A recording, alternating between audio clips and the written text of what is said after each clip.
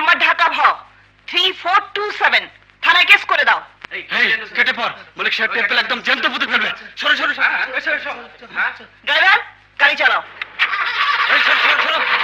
গাড়ি যেতে দাও। আপনি শুনুন,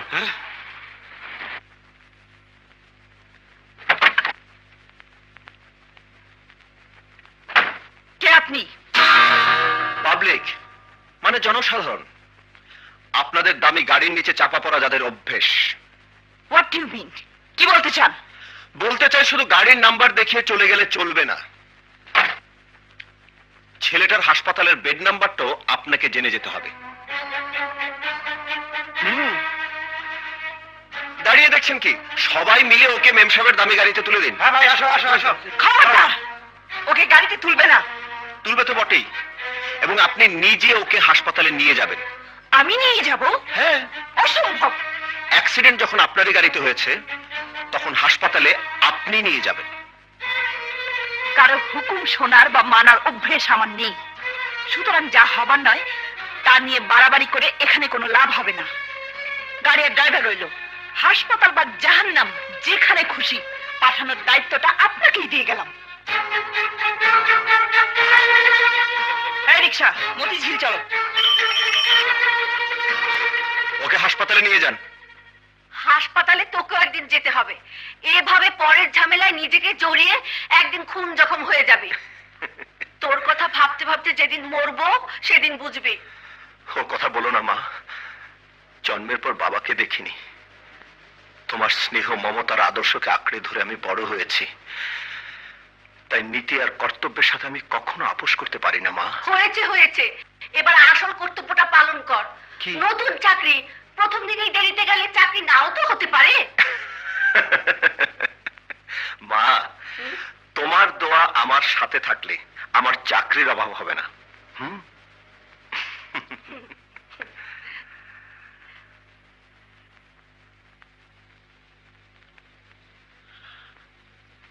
মে I come in sir? Sir নয়, ম্যাডাম।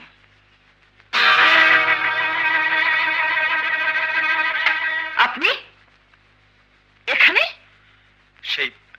সেই একই প্রশ্ন তো আমারও। আমি মল্লিক সাহেবের একমাত্র মেয়ে। আমি জানতাম আমার পরিচয় পেলে আপনি ক্ষমা চাইবার জন্য বাবার কাছে ছুটে আসবেন। কারো কাছে ক্ষমা চাইবার অভ্যেস আমার নেই। চিফ অ্যাকাউন্টেন্ট হিসেবে আজই চাকরিতে জয়েন করতে এসেছিলাম, কিন্তু ইন্টারভিউ দেওয়ার সময় জানতাম না কোনো মেয়ে মানুষের আন্ডারে কাজ করতে হবে। সুতরাং যা হবার নয় তা নিয়ে আর বাড়াবাড়ি করে লাভ নেই। চলি। দাঁড়ান, ভাত ছিটালে কাকের কিন্তু অভাব হয় না, আপনার জানা আছে নিশ্চয়ই। হ্যাঁ, ভাত ছিটালে কাকে আসে, কোকিল কিন্তু আসে না। আপনার জানা নেই নিশ্চয়ই।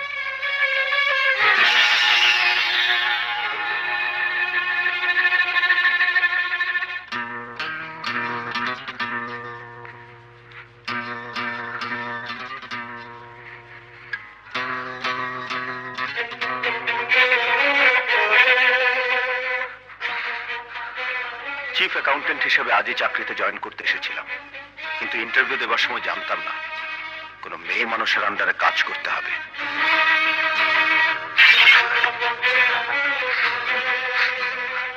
শুধু গাড়ির নাম্বার দেখিয়ে চলে গেলে চলবে না, ওই ছেলেটার হাসপাতালের বেড নাম্বারটাও আপনাকে জেনে যেতে হবে।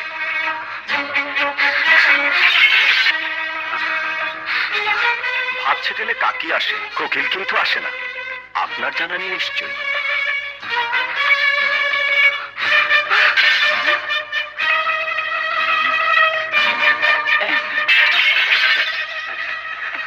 করে দাঁড়িয়ে দেখছিস কি? সব তো ভেঙে চুরমার করে ফেললো।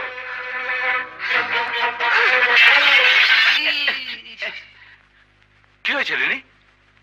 এত বড় সাহস আমাকে অপমান করে? হ্যাঁ, অপমান করেছে কে? ওই স্কাউন্ডারটা যাকে আদর করে অফিসের চিফ অ্যাকাউন্টেন্টের চাকরি দিয়েছো। বলিস কি রে, ১,৫০০ ছেলের ইন্টারভিউ নেওয়ার পর ওকে আমি সিলেক্ট করেছি। অ্যাকাউন্টেন্সিতে ছেলেটা ফার্স্ট ক্লাস ফার্স্ট। ও তো একটা ট্যালেন্ট। ট্যালেন্ট না, ইডিয়েট। তা ইডিয়েটটাকে জয়েন করেছে না তাড়িয়ে দিয়েছিস?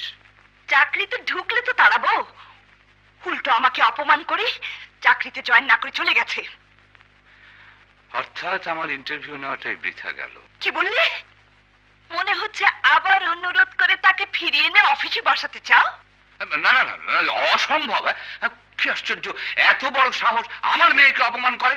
তুই দেখে নিস, ওকে আমি এমন শিক্ষা দেবো যে ও যাতে বুঝতে পারে যে মিস্টার মল্লিক তার মেয়েকে কত ভালোবাসে। হ্যাঁ, যা তো, ঝাড়ু নিয়ে আয়, কাজগুলো সরানোর ব্যবস্থা কর। মা, আজ যে তোর বান্ধবী রাশেদার জন্মদিন, কথাটা মনে আছে তো? এই যা, একেবারেই ভুলে গেছি। আমি কিন্তু ভুলিনি।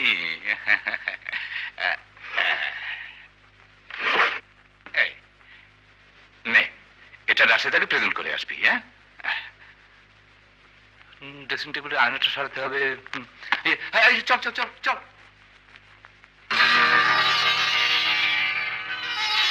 খুব সুন্দর তো।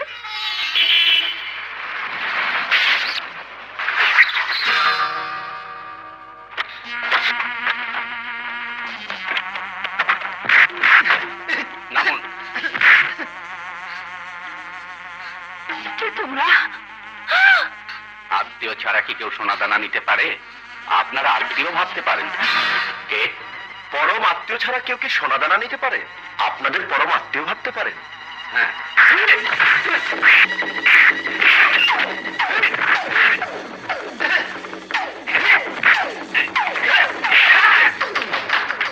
এটা ধরুন।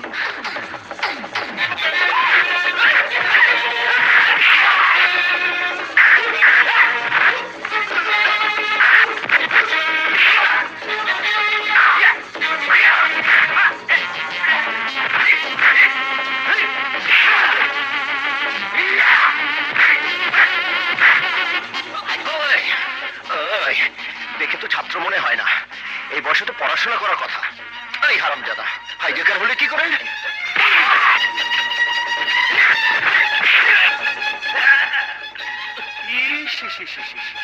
গাঁজা ভাঙ খেয়ে খেয়ে চাপাটা তো বসিয়ে ফেলেছিস, 2 ট্রাক মাটি ফেললো আর উঠবে না, তাই না? তোর চিন্তায় বাপটা শুধু জায়না মাঝে বসে কাঁদে, পেটাতে সাহস পায় না। তা তোর বাপের কাজটা আমি করে দিই।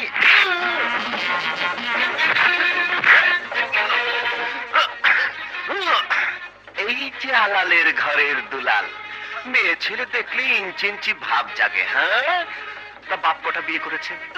কটা? কটা বিয়ে করেছে? হ্যাঁ, ঠিক ধরেছি। তা স্বভাবটা ওখান থেকে পেয়েছো? হ্যাঁ, তাই না? শালা দেখছি উপদেশ দিচ্ছে। চল চল চল।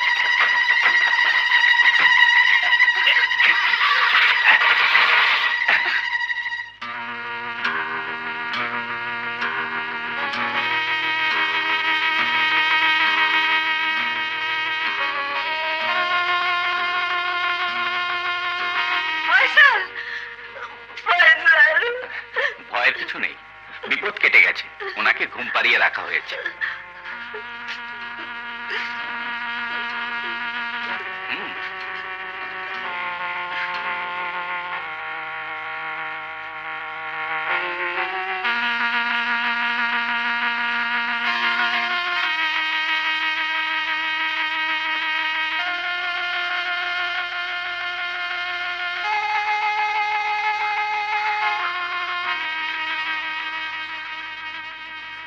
বলিস কি রে, 1,500 ছেলের ইন্টারভিউ নেওয়ার পর ওকে আমি সিলেক্ট করেছি। অ্যাকাউন্টেন্সিতে ছেলেটা ফার্স্ট ক্লাস ফার্স্ট, ও তো একটা ট্যালেন্ট।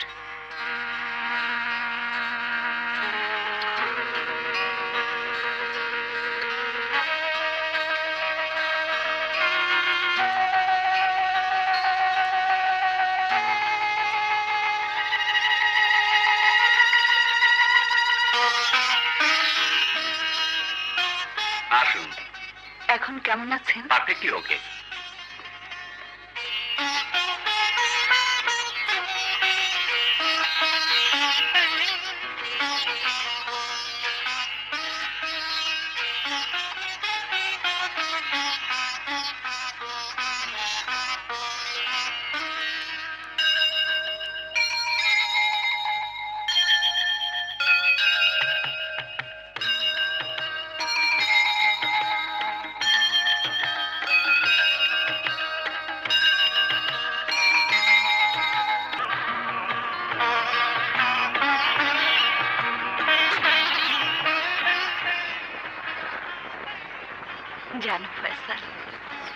তোমার এই প্রশস্ত বুকে মাথা রেখে আমার শুধু একটি কথাই মনে হয়, তুমি আমার, আমি তোমার।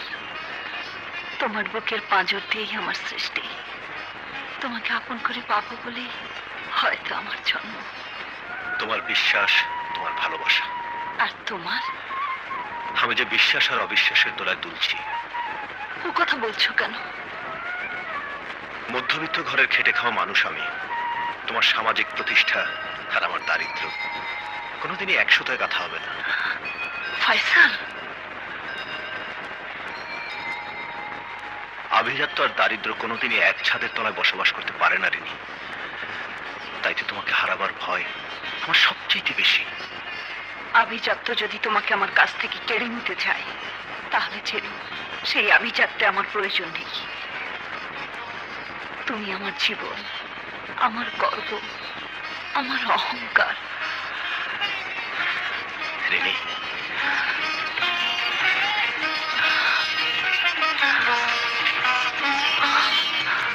অসম্ভব, এ কিছুতেই হতে পারে না।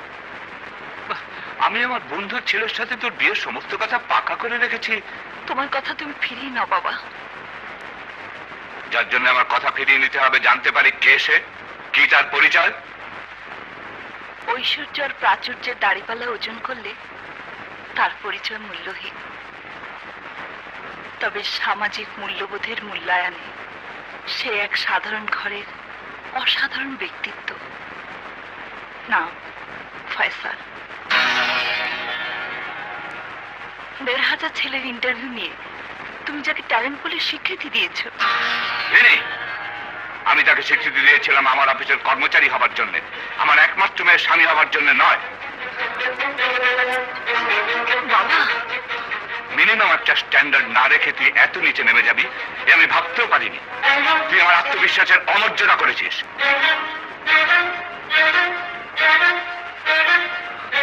তুই আমার একমাত্র সন্তান, এই বাড়ি ঘর সয় সম্পত্তি সবকিছু তোর। তাই কপর দক্ষিণ ছা পোষা একটা সাধারণ ছেলে আমার ঘরের জামাই হতে পারে না। ঐশ্বর্যের সাথে বন্ধুত্ব হয় ঐশ্বর্যের, ধনীর সাথে ধনী, কোনো গরিবের সাথে নয়। তাই তোর বিয়ে আমার সিদ্ধান্ত মোতাবেক হবে, তোর পছন্দে নয়। যা, নিজের ঘরে যা।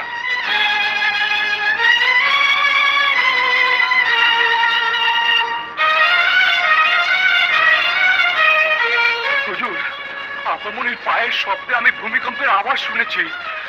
আপামনির সমস্ত মুখে আমি বৈশাখী ঝড়ের ইঙ্গিত পেয়েছি। আপামনির দু চোখে আমি ধ্বংসের আগুন জ্বলতে দেখেছি।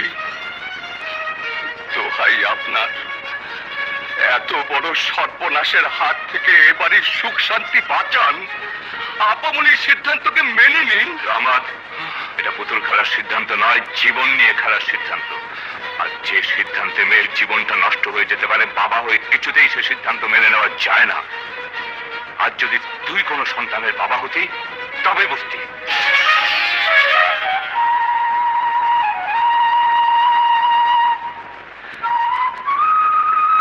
আপনার পায়ে পড়ি হুজুর, আপামনির কথা আপনি মেনে নিন।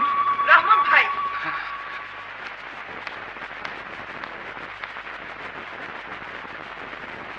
চোখের লোনা পানিতে বরফ গলে, পাষাণ গলে না। পাষাণে কপাল ঠুকে কপাল রক্তাক্ত করা যায়, কপাল বদলানো যায় না। আমি আমার কপালে লিখন বদলাতে চাই না। ধরো বাবা, ওই কাগজটায় তোমার ঐশ্বর্য আর আভিজাত্য থেকে নিজেকে স্বেচ্ছায় বঞ্চিত করে নেবার আমার স্বাক্ষর করা জবানবন্দি। রিনি, বাবা, তুমি বলেছিলে ঐশ্বর্যের বন্ধুত্ব হয় ঐশ্বর্যের সাথে, ধনীর সাথে ধনীর। তাই তো তোমার সমস্ত ধন দৌলত ছেড়ে দিয়ে সাধারণ মানুষের কাতারে নিজেকে দাঁড় করালাম। এখন যদি আমি নিজের ঠিকানায় যেতে চাই, নিশ্চয়ই তুমি বাধা দেবে না। দাঁড়া, এটাই যদি তোর শেষ সিদ্ধান্ত হয় তাহলে আমার শেষ সিদ্ধান্তটা জেনে যাবে না? আমি জানি আজ এ বাড়ি থেকে বেরিয়ে যাবার পর এ বাড়িতে ঢোকার অধিকার আমি চিরদিনের জন্য হারিয়ে ফেলব।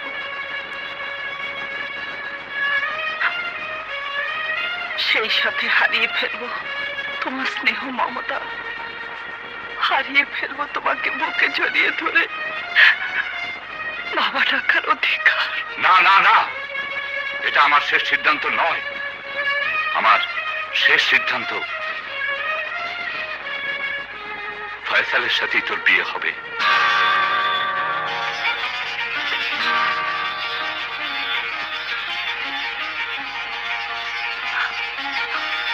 বাবা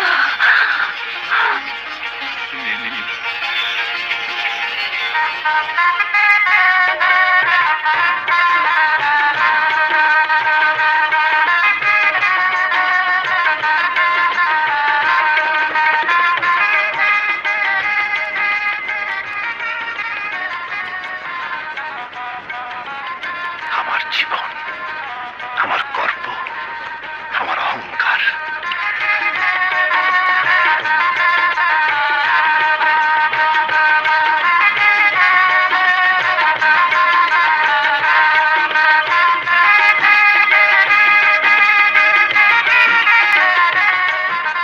আরে বিআই সাহেব যে। ওয়ালাইকুম আসসালাম। বৌমা দেখো বিআই সাহেব এসেছেন, আসুন আসুন। একটার পেছনে একটা, খুব সাবধানে, কোনো জিনিস যেন নষ্ট না হয় দেখবি। হ্যাঁ,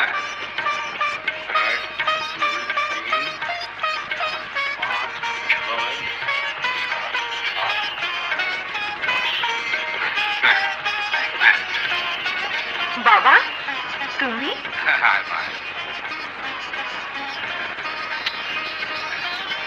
বেঁচে থাকো বাবা, বেঁচে থাকো। বৌমা বিআই সাহেবকে বসতে বলো, আমি আসছি। সব এসে গেছে, টেলিভিশন, ফ্রিজ, খাট, পালং, সোফা সেট। বাবা এসব কি এনেছো? বাবার কর্তব্য করেছি, কিছু মনে করবেন না। আপনি যেটাকে কর্তব্য ভাবছেন, আমি সেই কর্তব্যকে যৌতুক বলে মনে করছি।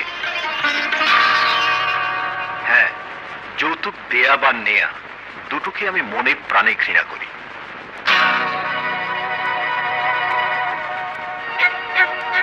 বেশ তো, তুমি এক যৌতুক ভাবছো কেন? আমি ভালোবেসেও তো দিতে পারি। যে ভালোবাসা মানুষের মর্যাদাকে ছোট করে, যে ভালোবাসা একটা সক্ষম মানুষকে অচল করে দিতে সাহায্য করে, যে ভালোবাসার পেছনে করুণার দান করার আনন্দ প্রচ্ছন্নভাবে কাজ করে, সে ভালোবাসাকে হজম করতে কষ্ট হয়। তুমি আমাকে অপমান করছো? না, শুধু দোয়া চাইছি আমি যেন আমার যোগ্যতা দিয়ে আপনার মেয়েকে সুখী করতে পারি।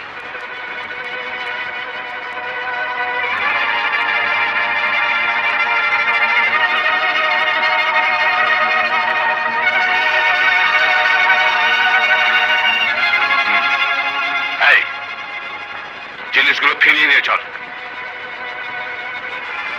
আরে বিআই সাহেব কোথায়? চলে গেছেন। চলে গেছেন? কি ব্যাপার, বিআই সাহেব মিষ্টি মুখ না করে চলে গেলেন?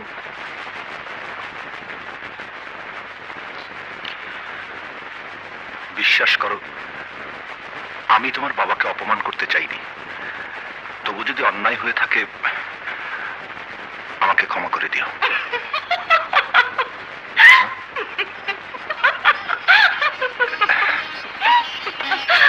কোথায় ভাবলাম বাবার হয়ে আমি তোমার কাছে ক্ষমা চাইবো, তা নয়, এখন দেখছি তুমি নিজেই উল্টো আমার কাছে ক্ষমা চাইছো।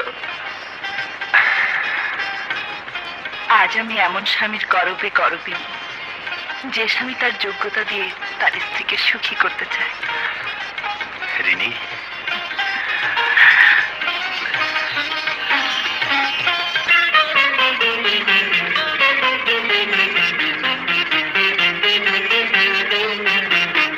ভালোবাসা দুজনারে দিল কেমন বাঁধন, এ বাঁধন যত হয় কঠিন তত আরো হয়ে যায় আপন। ভালোবাসা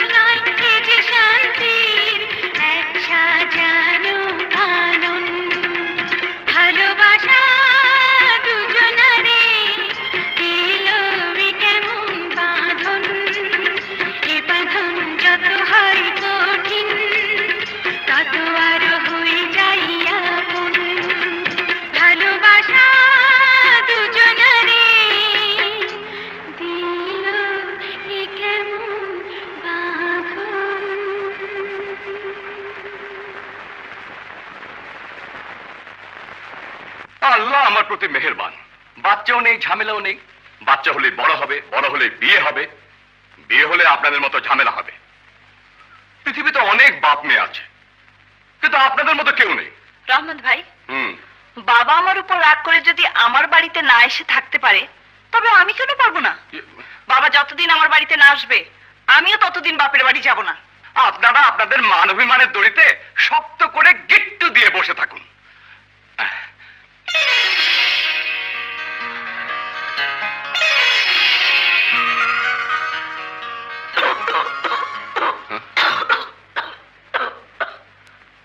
অমন করে কে কাশছে? আমার শাশুড়ি। ও, মার শরীরটা কদিন ধরে ভালো যাচ্ছে না। ও। কি যেন নাম রেখেছেন? নয়ন। বাহ, সুন্দর নাম।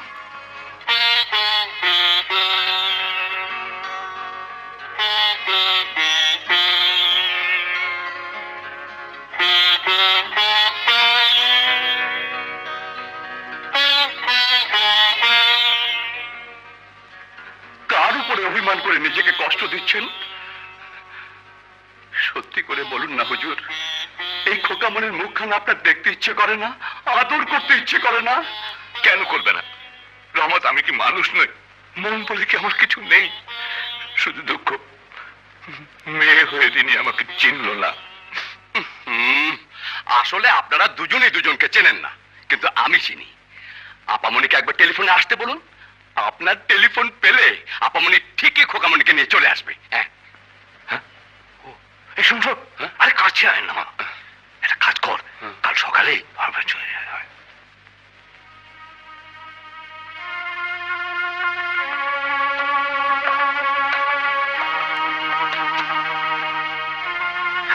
মার কি হয়েছে? সকাল থেকেই ভীষণ জ্বর, কিছুতেই নামছে না। আমার ভীষণ ভয় করছে। শিগগির ডাক্তার ডেকে নিয়ে এসো। আমি এক্ষুনি যাচ্ছি।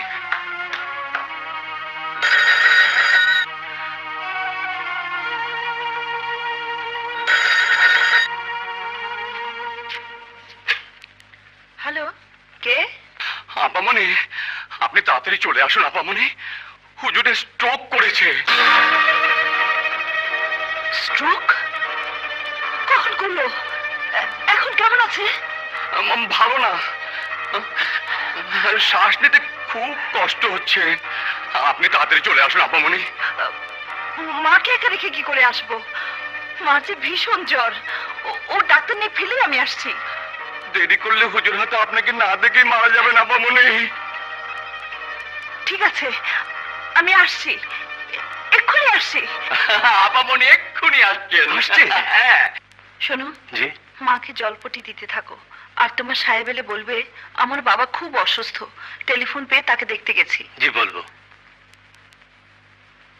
আয় নয়ন।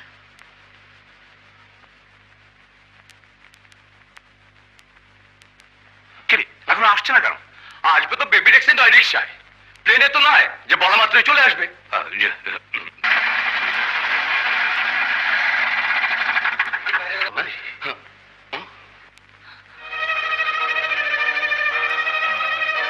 রহমান ভাই, বাবা কোথায়? রেনি,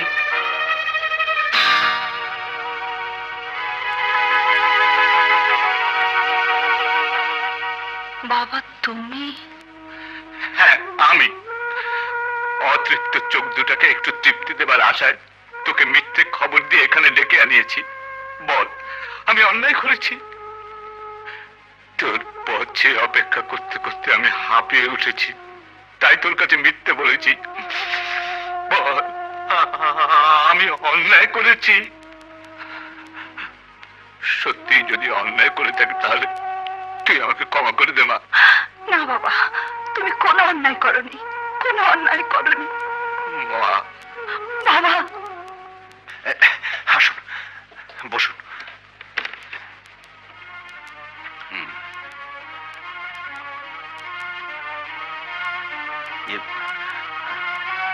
চাচা, রেনিকে দেখছি না, কোথায় গেছে? আসি বাবা। সে কি রে, কত আশা করেছি আজ বাপ বেড়িতে একসঙ্গে বসে খাবো। তুমি বুঝতে পারছো না, আমার শাশুড়ি অসুস্থ। সামান্য কিছু মুখে দিয়ে গেলে তোর শাশুড়ি মরে যাবে না। আজ নয় বাবা, আরেকদিন। আরেকদিনের কথা আরেকদিন হবে। আপনাকে খাওয়াবে বলে উনি নিজের হাতে বাজার করেছেন, দাঁড়িয়ে থেকে রান্না করিয়েছেন। আপনি না খেয়ে গেলে হুজুর খুব দুঃখ পাবেন। একটু কিছু মুখে তুলে নিন, টেবিলে সব রেডি।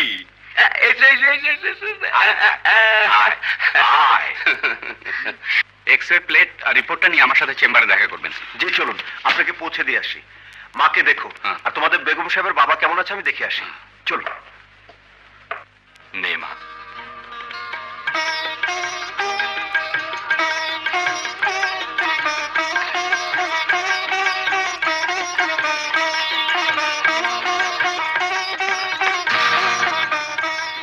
ব্যাস বাবা, অনেক খেয়েছি, আর খাবো না। এটা একটা খাওয়া হলো? ঠিক আছে ঠিক আছে, তাহলে এই স্যুপটুকু খেয়ে নে। আবার স্যুপ?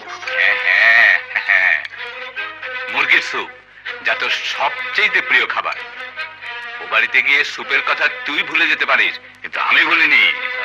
অবশ্য তোর ভুলে যাওয়া ছাড়া উপায় বা কি?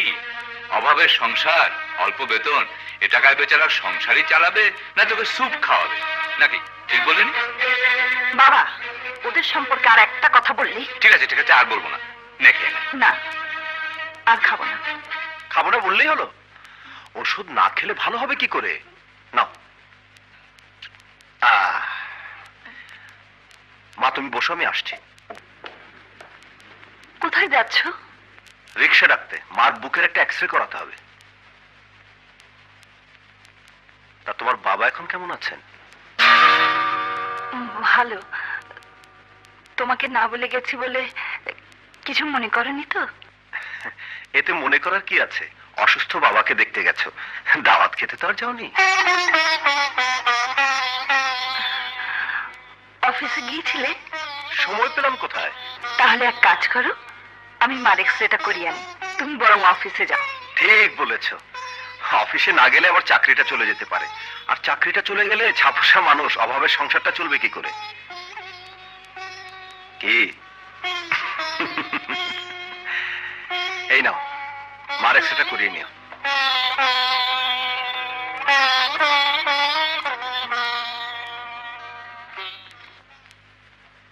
আমাকে ডেকেছেন স্যার? হ্যাঁ মিস্টার ফয়সাল, সি ফুড কোম্পানির অডিট রিপোর্ট তৈরি করার জন্য আজই আপনাকে ইভিনিং ফ্লাইটে কক্সবাজার যেতে হবে। আজই? হ্যাঁ, ওদের ইমিডিয়েট অডিট রিপোর্ট দরকার। এই নিন টিকিট। কিন্তু দুটো টিকিট? আপনার সাথে ভাবিও যাবেন, তাই এটাই কোম্পানির নিয়ম। Wish you good luck. Thank you sir.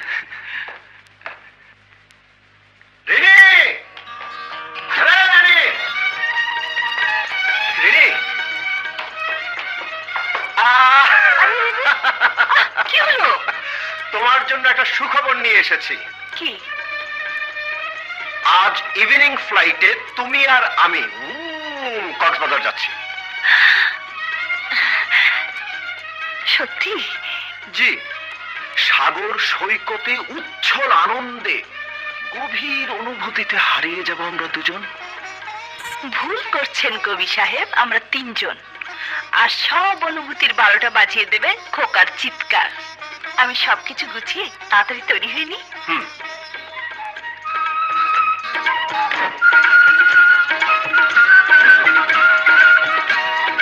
তুমি বরং মার এক্সরে প্লেট আর রিপোর্টে নিয়ে ডাক্তার সাথে দেখা করো।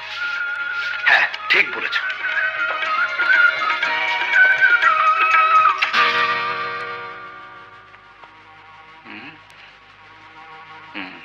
বুকে বুকে একটা স্পট দেখা যাচ্ছে, তবে ভয়ের কিছু নেই। প্রপার ট্রিটমেন্ট করলেই ঠিক হয়ে যাবে। ওষুধগুলো যথারীতি চলবে, তবে এই মুহূর্তে ওনার হাওয়া পরিবর্তনের খুবই প্রয়োজন। কিছুদিন কক্সবাজার থেকে ঘুরিয়ে আনতে পারলে সবচেয়ে ভালো হয়।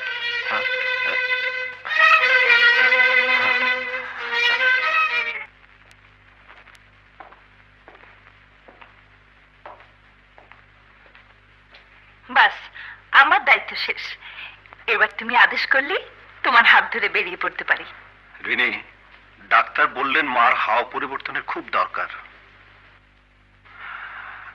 বুকে একটা স্পট ধরা পড়েছে। তুমি না গিয়ে যদি মাকে বেশ তো, আমি মা সবকিছু গুছিয়ে দিচ্ছি। আসলে পুরো ব্যাপারটাই জানি কেমন হয়ে গেল। আমি জানি রিনি তোমার কষ্ট হচ্ছে, মনে মনে হয়তো রাগও হচ্ছে, কিন্তু এছাড়া তো আর আমার কোনো পথ নেই।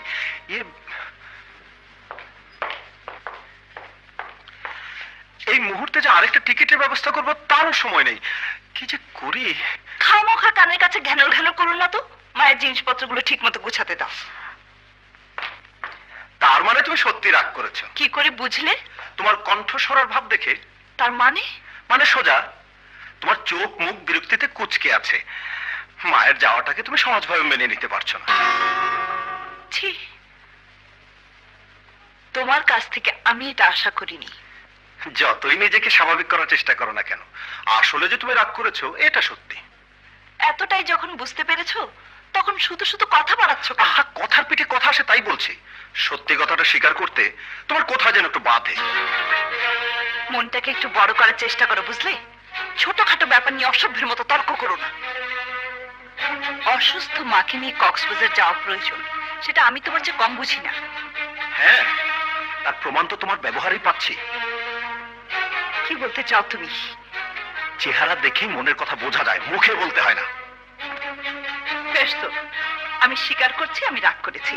আমার মন ছোট, আমি ছোট লোক। আমার বাপ দাদা 14 পুরুষে কেউ কোনোদিন প্লেনে চড়েনি, কক্সবাজারে যায়নি, সমুদ্র দেখেনি।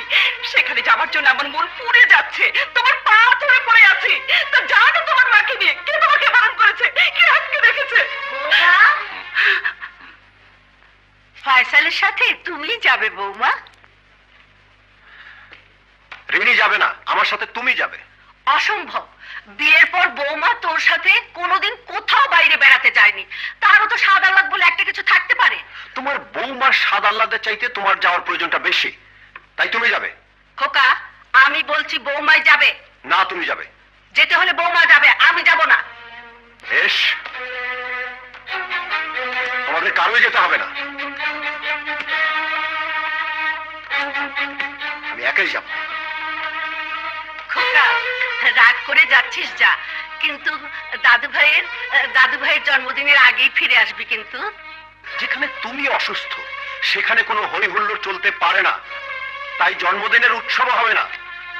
খোকা, খোকা, খোকা, পাগলামি করিস না, ফিরে আসবি কিন্তু।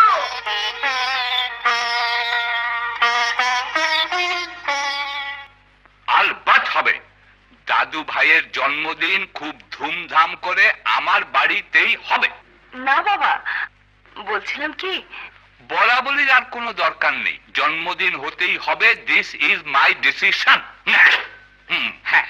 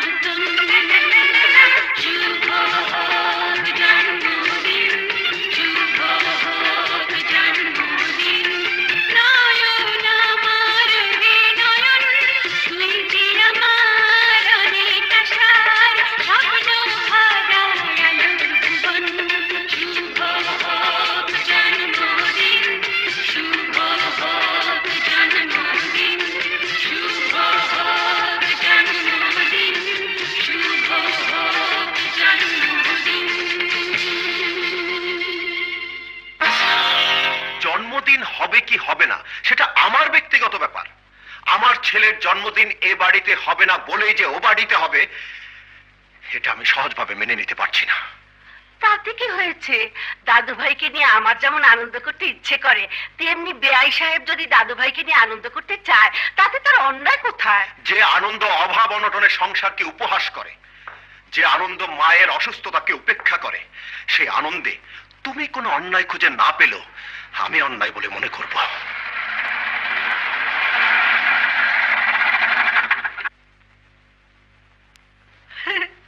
এই তো আমার দাদু ভাই এসে গেছে। দাদু ভাই এসো এসো। বাবা, একেবারে রাজপুত্রের মতো লাগছে। এবার জামা কাপড় ছেড়ে লক্ষ্মী ছেলের মতো ঘুমোবে, কেমন?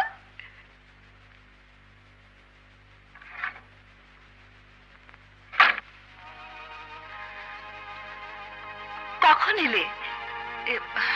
দেখো, মানে তুমি যাবার পর বাবা এমন জোর করে ধরলেন যে আমি না করতে পারিনি। তুমি কিছু মনে করো না। না, মনে করার কি আছে? ঐশ্বর্যের প্রতিপত্তির সামনে গরিব মানুষদের মনের কি দাম আছে বলো? এটা কিন্তু রাগের কথা হলো। তবুও বলি, একবার গিয়ে ছেলেকে আশীর্বাদ তো করে আসতে পারতে।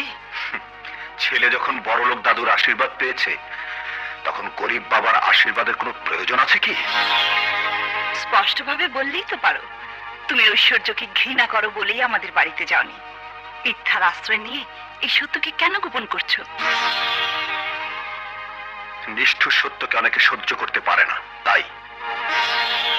সত্যকে মেনে নেবার মতো সৎ সাহসটুকু আমার আছে। বলো, কি বলতে চাও?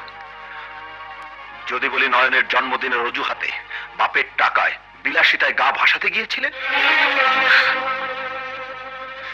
যদি বলি নয়নের জন্মদিনের অজুহাতে আমার দারিদ্রতাকে বিদ্রুপ করতে গিয়েছিলেন, যদি বলি নয়নের জন্মদিনের অজুহাতে বাপের বাড়িতে কিছু ভালো মন্দ খেতে গিয়েছিলে, যা জোগাড় করার যোগ্যতা আমার নেই। ফাইসাল, তুমি এত নীচ, এত ছোট। নিজ আমি নই, তুমি। ছোট আমি নই, তুমি। সেদিন অসুস্থ মাকে রেখে বাবার অসুখের মিথ্যে অজুহাতে বাপের বাড়িতে যাওনি তুমি। এই সংসারের নিত্যদিনের ডাল ভাতে অরুচি ধরায় লোভ সামলাতে না পেরে বাপের সামনে বসে সেদিন পোড়া মাংস খাও নেই। বাপ মেয়ে দুজন বসে এই সংসারের সমালোচনা করে স্বামীর যোগ্যতাকে উপহাস করনি। এত কিছুর পরও আমি তোমাকে সত্য কথা বলার সুযোগ দিয়েছিলাম। ঘরে ফিরে আসতে জিজ্ঞেস করেছিলাম তোমার বাবার কুশল সংবাদ। তারপরও তুমি আমার সামনে দাঁড়িয়ে মিথ্যে কথা বলনি। হ্যাঁ, বলেছি। তুমি যেমন কারো কাছে তোমার মাকে ছোট করতে চাও না, তেমনি আমি আমার বাবাকে ছোট করতে চাইনি বলেই মিথ্যে বলেছি। বলতে পারো, এই সংসারে তোমার মায়ের পাশাপাশি আমাকে কতটুকু মূল্য দিয়েছো? বলতে পারো, মার জন্য যখন যা তুমি করছো, আমি তাতে কখনো বাধা দিয়েছি? কেন দেব? মার জন্য তো সন্তানই করবে। তাই বলে স্ত্রীকে অবহেলা অবজ্ঞা করে নয়। সন্তান হিসেবে মায়ের প্রতি তুমি যে কর্তব্য করছো, স্বামী হিসেবে স্ত্রীর প্রতি তার কতটুকু করেছো? তোমার মাকে যদি নিজের মা মনে করতে পারি, শ্রদ্ধা করতে পারি, মা বলে ডাকতে পারি, তাহলে আমার বাবাকে বাবা বলে ডাকতে তোমার এত ঘৃণা কেন? একদিন তোমার কাছে বাবাকে অপমানিত হয়ে মাথা নিচু করে বাড়ি থেকে চলে যেতে হয়েছিল। সেদিন সেই অপমানকে তোমার আদর্শ বলে হাসি মুখে বরণ করে নিয়েছিলাম।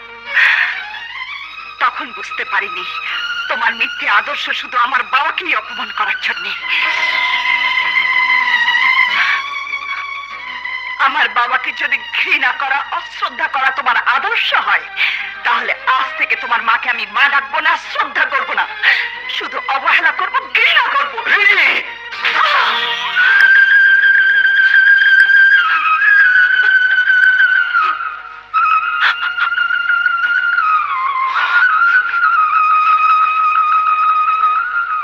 আমার মাকে যে অশ্রদ্ধা করবে, অবহেলা করবে, ঘৃণা করবে, দিন হবে না। তুমি বা ভাবতে পারলে কি করে এরপর আমি তোমার সঙ্গে স্বামী স্ত্রী হিসেবে সংসার করব, এ বাড়িতে থাকবো? খোকা, এ কি করলি তুই? ঘরের লক্ষ্মীর গায়ে হাত তুললি? বৌমা, দোহাই বৌমা, তুমি আমাকে অবহেলা করো, অবজ্ঞা করো, ঘৃণা করো, আমি সব সহ্য করব, তবু তুমি দাদু ভাইকে নিয়ে এ বাড়ি থেকে যেও না। আমাকে পেটে না ধরেও মেয়ের যে স্নেহ ভালোবাসা আমাকে দিয়েছেন, এরপরও কি করে ভাবলেন আমি আপনাকে ঘৃণা করব, অবজ্ঞা করব? আপনাকে মা বলে জেনেছি, মা বলেই জানবো, কিন্তু এত বড় অপমানের পর আমি আর এ বাড়িতে থাকতে পারবো না। বৌমা, কোথায় যাচ্ছ? নিজের বাড়িতে। বৌমা, একটা মেয়ের জীবনে নিজের বাড়ি, তার স্বামীর বাড়ি, নিজের ঘর, তার স্বামীর ঘর। স্বামী? হ্যাঁ, যে স্বামী ছোট লোকের মতো অভদ্রের মতো স্ত্রীর গায়ে হাত তোলে, সেই স্বামীর ঘরে আমি থাকতে পারবো না, কিছুতেই না। বৌমা, যেও না বৌমা, দাদু ভাইকে নিয়ে যেও না। পরের ঘর কখনো আপন হয় না বৌমা, পরের ঘর কখনো আপন হয় না।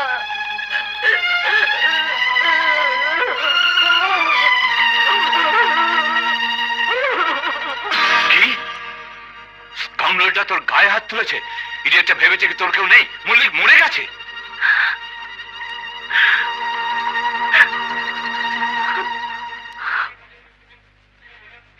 ফয়সাল, আমার নাম মোতাহার মল্লিক। আমি তোমায় এত সহজে ছেড়ে দেব না। খোকা, আমি তোকে আদেশ করছি, এই মুহূর্তে আমার বৌমার দাদু ভাইকে ফিরিয়ে নিয়ে আয়। মা, হ্যাঁ। কিন্তু তর্ক করিস নে, যা।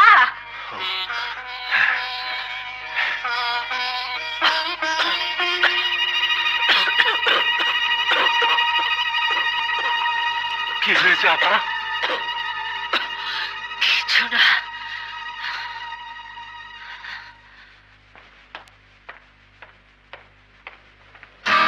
তুমি?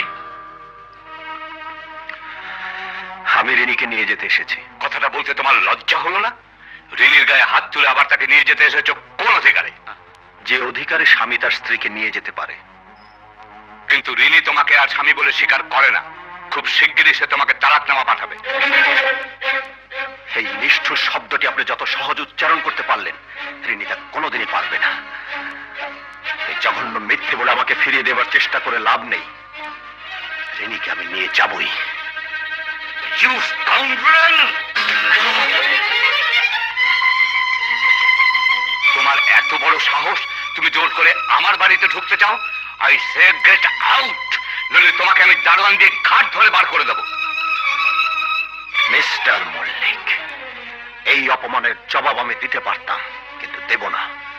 কারণ আমার শিক্ষার রুচিতে বাধে। তার চেয়ে বড় কথা, আপনি রিনির বাবা। ফয়সাল ভাই, আপনি এত বড় ভুল করতে পারলেন? দোহাই হুজুর, ফয়সাল ভাইকে ফিরিয়ে আনুন, নইলে এই ভুলের জন্য আপনাকে একদিন অনুশোচনা করতেই হবে। আমার কাজের জন্য আমি কোনোদিন অনুশোচনা করি না। শোন, এই কথা রিনি যেন কোনোদিন জানতে না পারে, এ আমার আদেশ। তোর বাপ দাদা কোনোদিন আমাদের আদেশ অমান্য করেনি, আশা করি তুইও করবি না।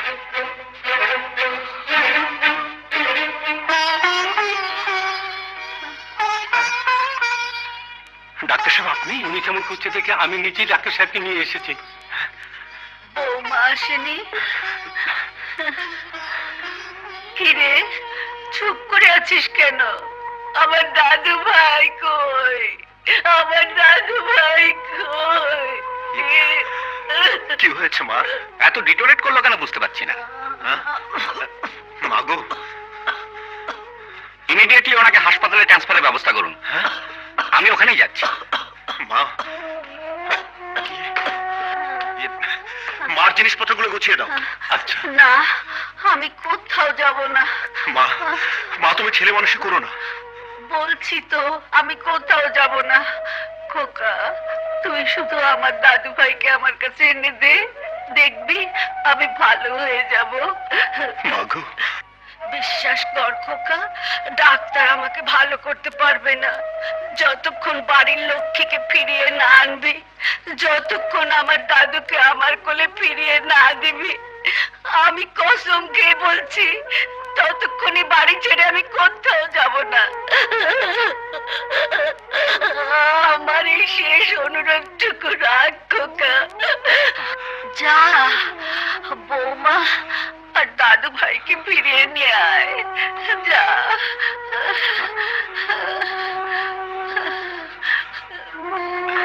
You scoundrel!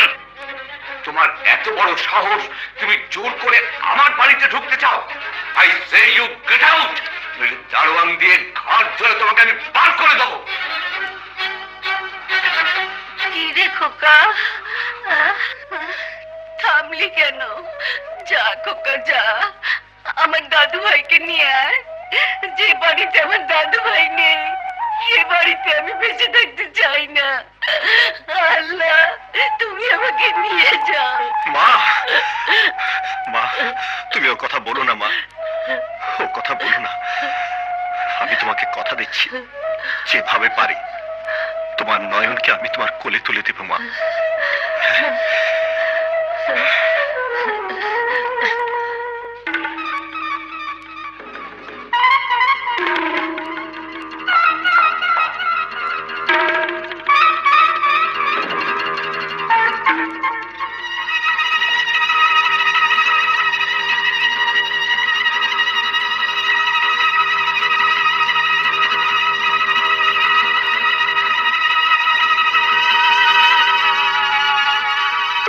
ভাবতে পারলে কি করে এরপরও আমি তোমার সঙ্গে স্বামী স্ত্রী হিসেবে সংসার করব?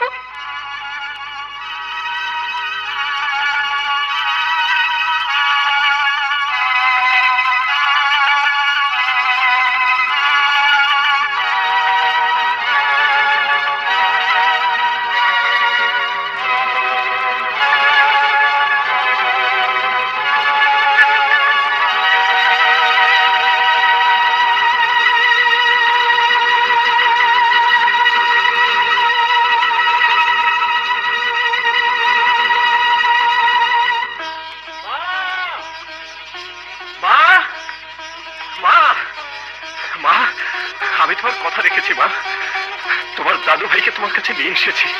মা,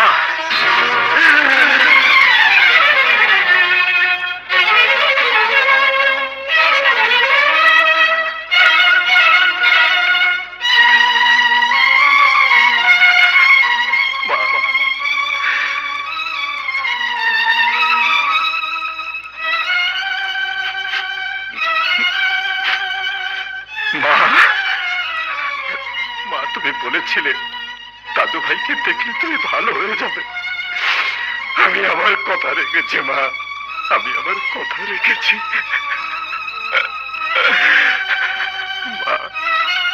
মা গো, তুমি তোমার কথা রাখোনি। তুমি তোমার কথা রাখোনি। মা, তুমি তোমার কথা রাখোনি।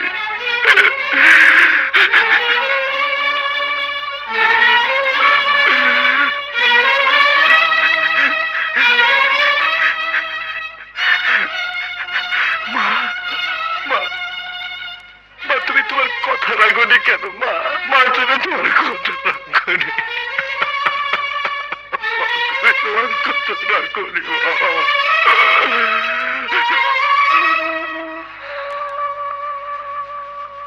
মা গো, তোমার সন্তান জীবনে কোনোদিন অন্যায় করেনি, কিন্তু আজ একটা অন্যায় করবে। যারা তোমার দাদু ভাইকে শেষ দেখা দেখতে দেয়নি, তার আর কোনোদিন তাকে দেখতে পাবে না। আমি আমার জীবন থেকে ওদের সব পরিচয় মুছে ফেলব। তুমি আমাকে ক্ষমা করে দিও মা, ক্ষমা করে দিও। কি বলছো তুমি? আমার আমার নয়ন, আমার নয়ন কোথায়? সাহেব নয়নকে নিয়ে চলে গেছে। যাবার সময় চিঠিখানা দিয়ে গেছে।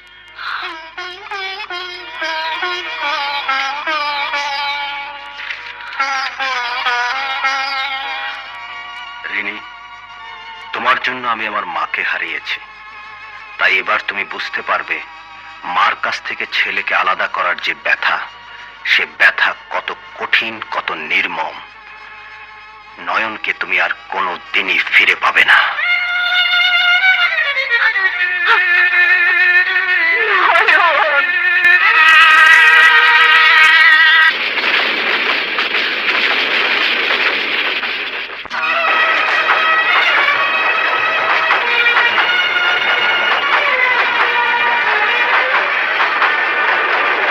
ইচ্ছে করলে ওকে আমি পুলিশে দিতে পারতাম, কিন্তু ও যা করেছে ভালোই করেছে। যে তোকে সমস্ত বাঁধন থেকে মুক্তি দিয়ে গেছে, তার কথা না ভেবে সমস্ত স্মৃতি ভুলে গিয়ে আবার নতুন করে বাঁচার চেষ্টা কর। আমি তোকে আবার বিয়ে দেবো। না বাবা, এ হয় না, হতে পারে না। কেন হতে পারে না? সন্তানকে যে চুরি করতে পারে সেটা একটা অমানুষ, আর অমানুষের জন্য তোর কোনো মায়া থাকতে পারে না, ভালোবাসা থাকতে পারে না। তাই একই ভুল তুই বারবার করতে চাইলেও আমি তা হতে দেবো না। বেঁচে থাকার জন্য তোর একটা অবলম্বনের প্রয়োজন। সেই অবলম্বন আমার দেহে অবস্থান করছে বাবা। আমি আবার মা হতে চলেছি। রিনি, হ্যাঁ বাবা, ফয়সাল আমার সন্তানকে চুরি করে নিয়ে গেছে। সেজন্য আমি ওকে কাপুরুষ বলতে পারি, স্বার্থপর বলতে পারি, হয়তো হয়তো আমি ওকে ঘৃণাও করতে পারি, কিন্তু আমার জীবন থেকে ওর স্বামীর অধিকারকে মুছে ফেলে দিতে পারি না বাবা। তাই ফয়সাল আমাকে ভুলে গেল, আমি ফয়সালকে ভুলতে পারবো না বাবা, কিছুতেই পারবো না। হুজুর, হুজুর,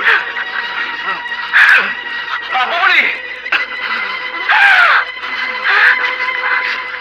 আমি বসে ধরেছি। বাবা, বাবা, আপনি শিগগির ডাক্তার ডাকুন।